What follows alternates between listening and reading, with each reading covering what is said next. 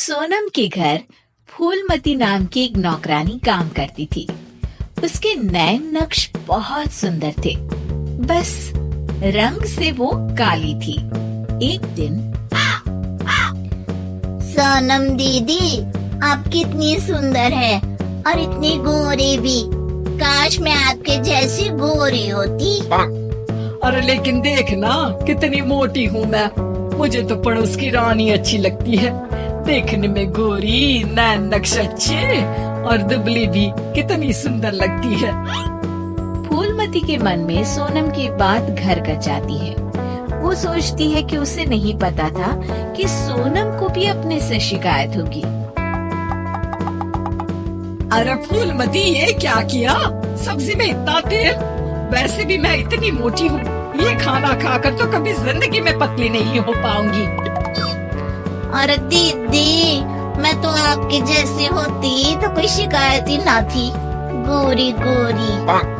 अरे गोरी ही तो हूँ, खुद को तो देख।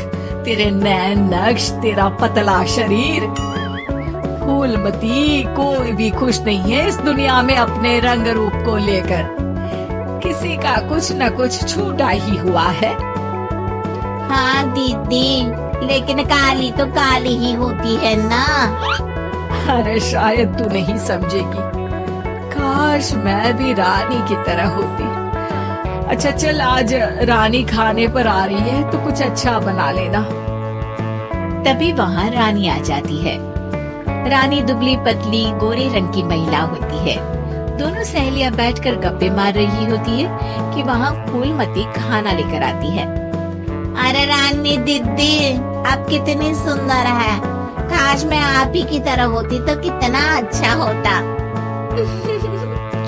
शुक्रिया फूलमती, लेकिन तुम्हारे नैन नक्श तो बड़े ही तीखे हैं। हाँ दीदी, लेकिन हूँ तो काली ही ना।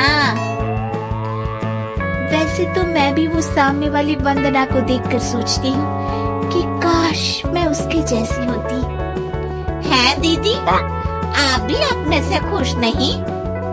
ना ना, मैं तो बहुत खुश हूँ। बस जरा लंबाई, काश मेरी लंबाई वंदना जैसी होती तो कमाल हो जाता। फूलमती उन लोगों को खाना देकर वहाँ से चली जाती है। वो सोचने लगती है, अरे ये क्या? मैं तो सोच रही थी कि सोनम दीदी सबसे सुंदर है, लेकिन लगता है सोनम दीदी कुछ नहीं। अब तो मुझे वंदना से मिलना पड़ेगा। देखो तो सही कि वो क्या चीज है। एक दिन मौका देखकर फूलमती वंदना के घर जाती है और उसके दरवाजे की बेल बजाती है। हाँ बोलो, क्या काम है? मैं ना एक काम वाली हूँ और घरों में काम करती हूँ। क्या आपको किसी नौकरानी की जरूरत है? हाँ हाँ, जरूरत तो है, लेकिन सिर्फ झाड़ू के लिए। वो क्या है कि पोछा मैं खुद लगाती हूँ, जिससे मेरी फिगर मेंटेन रहती है। दीदी, एक बात बोलूं, आप कितनी परफेक्ट है। मतलब आप में तो कोई कमी ही नहीं है। सुंदर शरीर, लंबी हाइट, गोरा रंग। काश ना दीदी मैं आपके जैसी होती।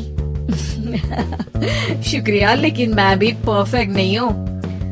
ओह, ये क्या दीदी, आप क्या बोल रही हैं?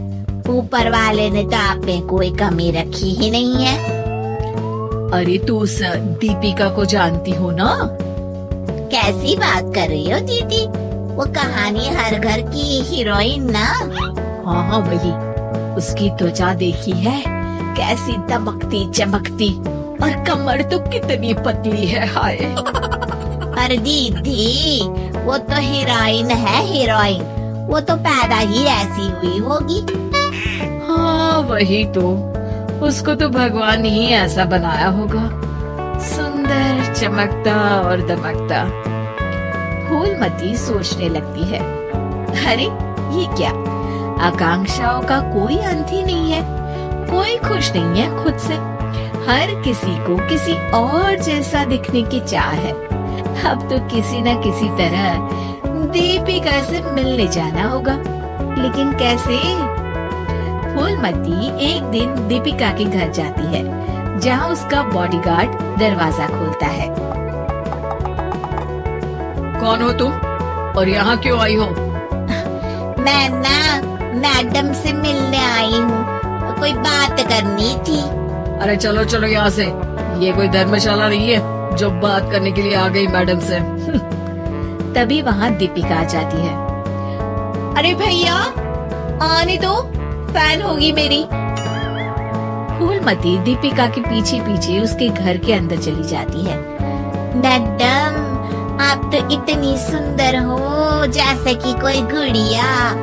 हाय हाय त्वचा तो ऐसी जैसी कि मोम। मैडम काश मैं आपकी जैसी होती। अरे मैं काफी परेशान हूँ अपने रंग रूप को लेकर। एक ही जिंदगी और उसमें भी भगवान ने मुझे ऐसा बना दिया। दीपिका को फूलमती की बात परेशान कर देती है। वो उसे पास बिठाती है और फिर कहती है, देखो मैं भले ही सुंदर हूँ, लेकिन उसे बरकरार रखने के लिए मुझे बहुत मेहनत करनी पड़ती है। मतलब मेहनत क्यों और कैसे? मैं खाने पीने में हर वो चीज नहीं खा सकती जो तुम खा सकती हो। मैं धूप, पानी, हवा, धूल से दूर रहती हूँ, नहीं तो दाने निकल आते हैं। ना जी ना मैडम, मैं तो सारा दिन घूमूं। बारिश में भीगना तो मुझे बहुत ही अच्छा लगे है। अरे महंगी महंगी क्रीम, पाउडर जिस दिन मैं लगाना छोड़ दूं ना, तो देखो कैसी बुढ़िया सी शक्ल हो जाएगी मेरी। अरे मेरे ये सुंदर होठ, ये तो मैंने सर्जरी से करवाए हैं, जिसका मुझे बहुत ज्यादा ख्याल रखना पड़ता है। दीपिका की बात सुनकर फूलमती वहाँ से निकल जाती है, वापस आती है सोनम के पास और काम करने लगती है। अरे फूलमती क्या हुआ? आज बड़ी खुश लग रही है। हमेशा तो परेशान सी रहती थी, अब किसके जैसा लगने की चाह है? किसी की तरह नहीं दीदी, भगवान ने तो मुझे बहुत ही अच्छा बनाया है। मेरे जैसे नैन, नक्श और काया हर किसी को नहीं मिलती। मुझे ना तो कोई महंगी क्रीम लगानी पड़ती है और ना ही खाने पीने में कोई परहेज करना पड़ता है। मौसम कोई भी हो मैं तो पूरे मजे लेती हूँ। ना धूल से प्रॉब्लम और ना ही डॉक्टर के चक्कर। तो दीदी मैं तो अब खुशी रहूंगी ना। शुक्रिया आपका हमारे साथ। लाइक